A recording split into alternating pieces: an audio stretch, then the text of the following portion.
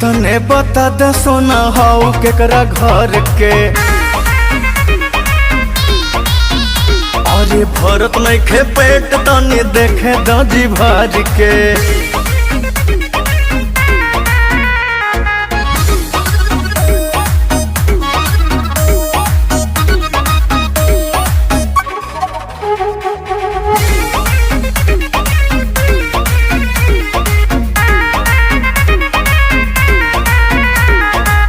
अखिया में बहुत गहराई बा, परियन से मिलत पर छाई बा।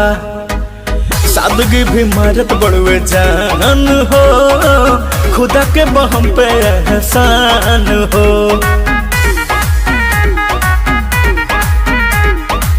साझे सवेरे तू दूधे से लागे नहाते होइबू।